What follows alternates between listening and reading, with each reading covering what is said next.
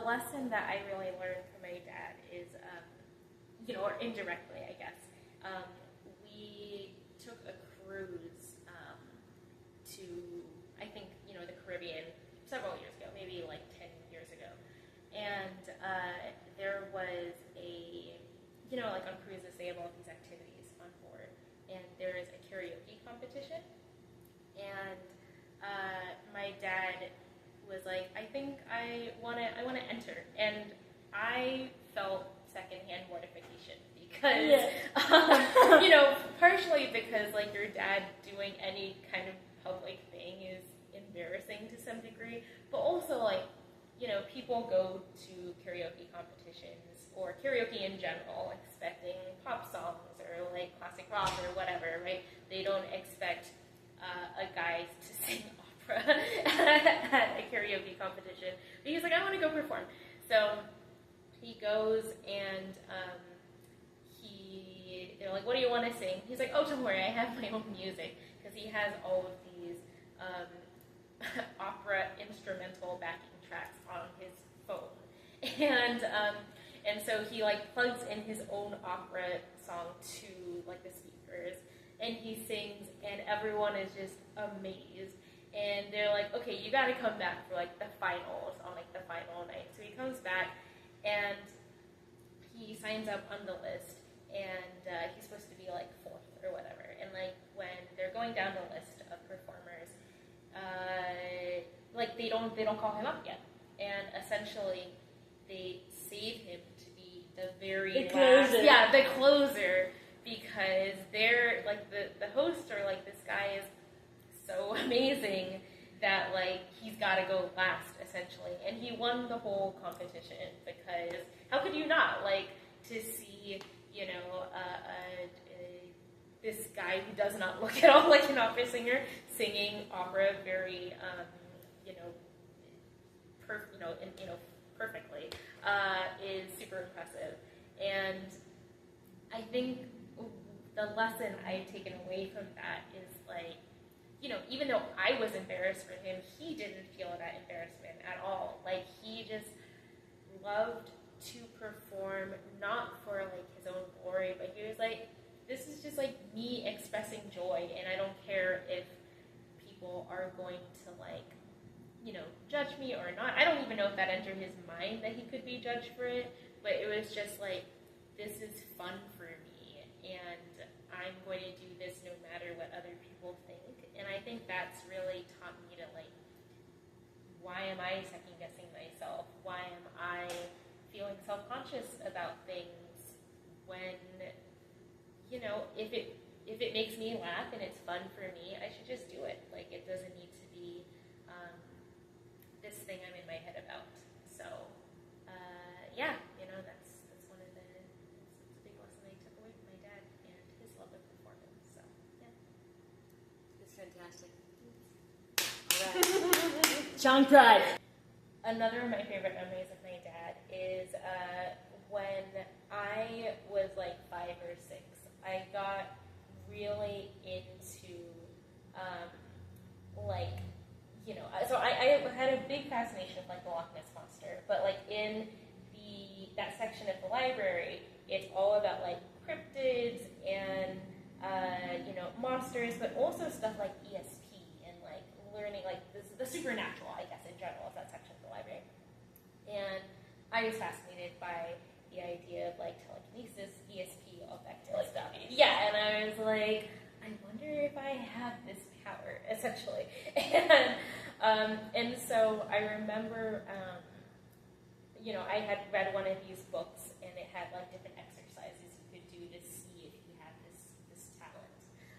And I remember asking my dad to try out these exercises with me, and what we were supposed to do is like, I would draw something essentially on a piece of paper that he couldn't see, and I had to like think really hard about what I was drawing to try to communicate this to him, and then he would have to draw something, and we'd see if they would match up, right?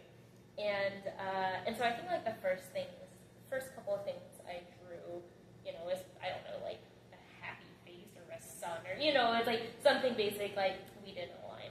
And then I'm like, the third thing, I was thinking really hard, and I drew a house. And he also drew a house. And it blew my little 5-year-old mind that, like, oh my God, we did it. We have ESP, like, we have this connection, right? Of course, now with the benefit of being older and having hindsight, I'm sure he just saw the motions of my hand drawing a house, because I'm 5. There's only so many things I know how to draw. Like, it's going to be a house, it's going to be a tree, it's going to be a cool sun with sunglasses, you know, like, that's all going to be really basic. But I think of that as being his original, like, yes and of, like, yeah. I'm just going along with the idea, and it's like, this is going to mean so much just for me to, like, agree with her idea. So anyway, that's my little, I love that. Yeah, it's just,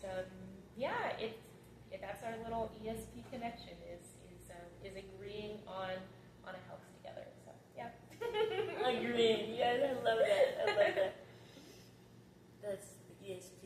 Yeah. Telekinesis. Yeah. Right. Do you believe in telekinesis? Not that much. I mean, I think the idea is fun.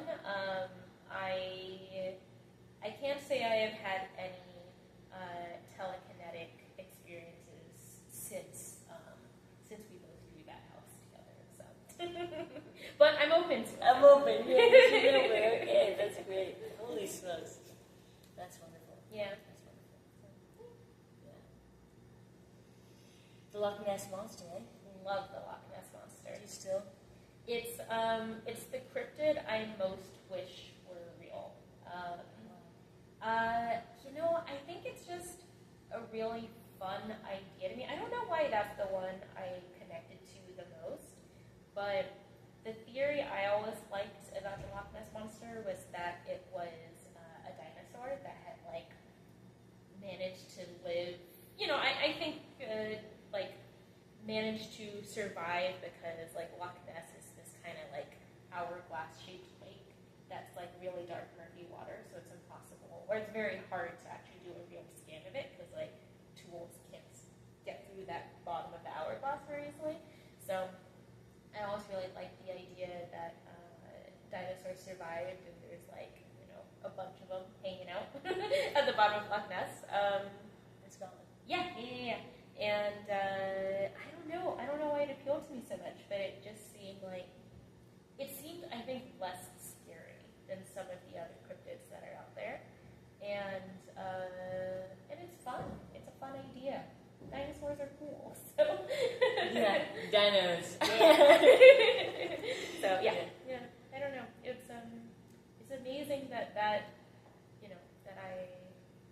had that love for the Loch Ness Monster, and I still had friends in elementary school. Yeah. It wasn't just you and Loch Ness. No. Somehow people accepted me for that. Yeah, that's cool. Do you have a favorite cryptid?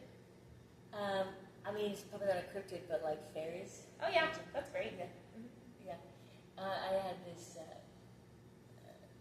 I still have this buddy. She's like my best buddy. Yeah. We would like get together and we would have this extended, like, kind of like long longitudinal games of, like, we were both like fairy marine biologists. Oh, cool. And we would just play. And anyway, but we have this, like, and I still kind of believe. I don't think there's any reason to disbelieve in fairies. Like, I don't know. I think that they're like flowers. Mm-hmm. Yeah. Like, I mean, there's a poetic way you can look at anything. Yeah. To, like, make it real. But yeah, I think witches. I mean, I love like magic, fantasy, like that. Yeah. So I think on some level I think magic exists. Like, I saw movies to Spirit. Did you see that? No, but I know I have a vague. I've heard of it. Yeah. I'm saying it's like mantra, like spells. I just kind of have come to believe in, like, I was just through my acting training. It's like when you say a word, say a line, Yeah. you would wreck the world. Like if you say it right, like if you say like you really do enact some magic. So that's kind of what I want to like. Yeah. So Yeah, I mean, I feel like we're creating whole worlds Right. through, our words and our actions. And so, I see it. That's awesome. yeah, cryptids. Yeah. Yeah, it's a cool word. I haven't really heard that. Yeah, I know, it's a really good, it kind of fits in with that whole, cryptology, cryptozoology, like all of those things that are all, there's always like a level of mystery and mystique to them that I'm into. Misty, yeah. I love Misty. It's one thing I love more than anything else. Yeah.